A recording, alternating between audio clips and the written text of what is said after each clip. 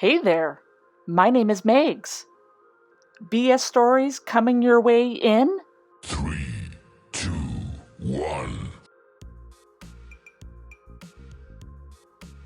So we have a quick story out of Wisconsin. This is from the Mercury News. It is titled, TSA discovers dog in a carry-on bag at Wisconsin airport checkpoint. It doesn't sound weird or anything, right? Until we scroll down a little bit and see this picture.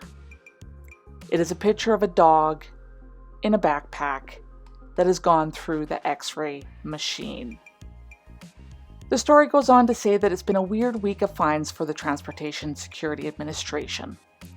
They have found a 6-pack of nunchucks and other sharp objects, and now this dog in a backpack.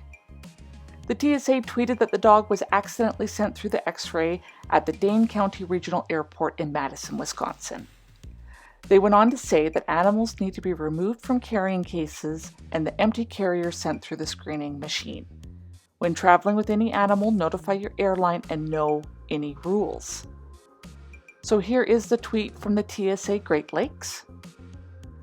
The story also mentions that the previous month, a live cat was found trapped inside a suitcase at the JFK airport in New York.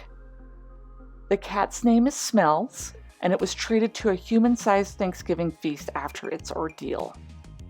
So remember, if you're traveling with animals, you need to find out both the airport and airline rules. You need to know what you can and can't do. And for sure, you can't send your pet through the X-ray machine. So we have a Florida man story. We are heading to Palm Bay. I found this article on the National Post and it's titled, Deputy Killed Deputy in Extremely Dumb Accident. A deputy mistakenly shot and killed his roommate, who was also a deputy, as the two took a break from playing an online game with friends while they were off duty. So we've got Brevard County Sheriff Wayne Ivey. He did a video and posted it to social media. He called the shooting an extremely dumb and totally avoidable accident. He announced that Deputy Andrew Lawson was charged with manslaughter. Deputy Austin Walsh died at the scene in their apartment in Palm Bay. They had taken a break from playing an online game and were standing around talking when Lawson took out a firearm he believed he had unloaded. He jokingly pointed it at Walsh. A round fired and hit Walsh. Lawson immediately called 911. He was distraught and devastated when first responders arrived. He cooperated fully with the investigation. The sheriff goes on to say that Lawson and Walsh were best friends and roommates.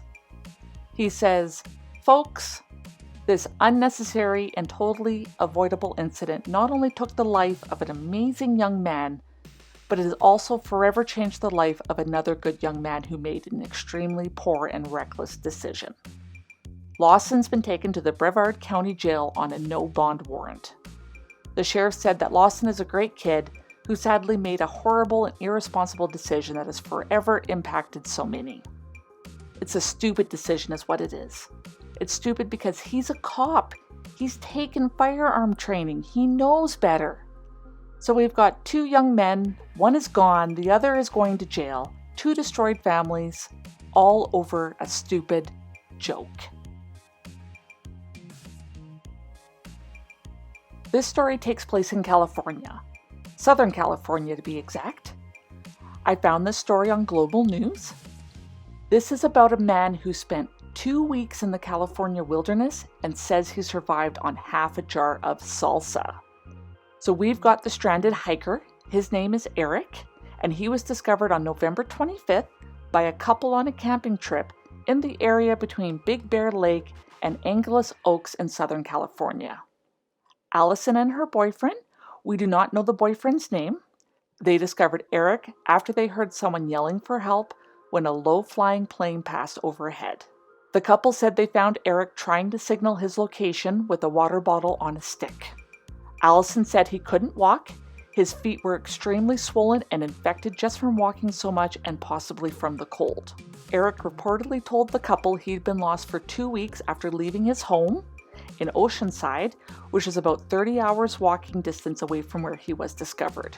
The local County Fire Protection District Battalion Chief did confirm that a rescue crew was sent to the remote area where Eric was found, but an airlift was actually needed to remove him from the area. So that's all we have in the story. There's obviously some questions after you read everything. One, it kind of implies that he started walking or hiking from his home in Oceanside. Google Maps shows he ended up more than 159 kilometers, or 98 miles, away. Did he actually do this walk, or did he drive to the area, then got lost hiking? It says he had half a jar of salsa and that's what he ate. Aren't you a little bit curious to know why he went for a walk or hike with salsa in his pocket? And finally, I'm not sure on this, but it sounds like maybe he didn't have shoes on. You know, from what Allison said, his feet were quite beat up. So I'm thinking maybe something happened and he lost his shoes, or he didn't have proper hiking footwear, or maybe he never had shoes to begin with. Okay, our last stop of the day is, you guessed it, Florida. So we've got this article from clickorlando.com. It is titled, Florida Police Chief Resigns Over Golf Cart Traffic Stop. That seems like something minor in comparison to a resignation, but there's more. So first, we're going to take a quick peek at part of the body cam footage so you can see exactly what this police chief did.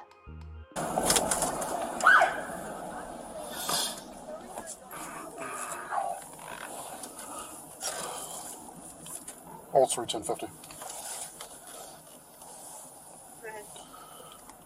East Lake Service Road, Woodlands Parkway. It's going to be a golf cart, no tag.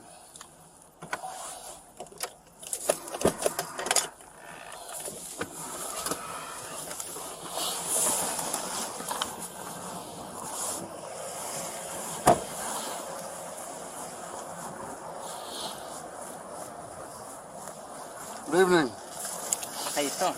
Good. I'm Deputy Jacoby of the Sheriff's Office. Stopped you because you driving tag or unregistered vehicle with no tag on it on the roadway. Yeah, we went to the club. It was closed, so we went over and picked up some. Is your camera on? It is. I'm the police chief in Tampa. Oh, how you doing? I'm doing good. Okay. I'm hoping that you'll just let us go tonight. Oh, okay. Yeah, I'll say you. Now that you say you look familiar, so. Yeah, I'm sure I do. Okay. So, all right, folks. Well, have a good night.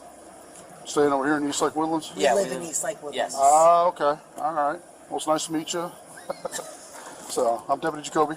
Okay. Same here, my friend. All right. Take care of yourself. All right. Sorry Take care. to bother you. All right. No worries. No worries. Like I say, we have a lot of problem with the golf carting around here. You know, everybody No, goes we out. don't normally come out. We But never the club come was out. closed, so we Never, saw we went never. up to the Greek place to get some food. Gotcha. Okay. All right. All right. Then we'll take care. And it was nice meeting you. All right. Oh. All right. You ever need anything, call me. Okay. Serious. All right. Appreciate that. Thank you. Yes, ma'am. You're welcome. Thank you for your service. Thank you for yours. Thank you. So, take care. All right. Take care. Thank you. Have a good night. So there, you saw in that video that Mary O'Connor flashed her badge and said, I'm hoping you'll let us go tonight. Her husband was the one driving the golf cart. The traffic stop officer ended up only issuing a warning instead of a citation. The citation would have been for the golf cart not having a license tag. Minor stuff. Unfortunately for Mary, there was an internal affairs review. The mayor, Jane Castor, said in a statement where she requested the police chief's resignation, as the chief of police, you are not only to abide by and enforce those standards, but to also lead by example. That clearly did not happen in this case. So there we go. In the end, we have a couple that would rather flash a badge than get a citation. Didn't end well for them. That's it. That's all I've got for you. I know, sad, right?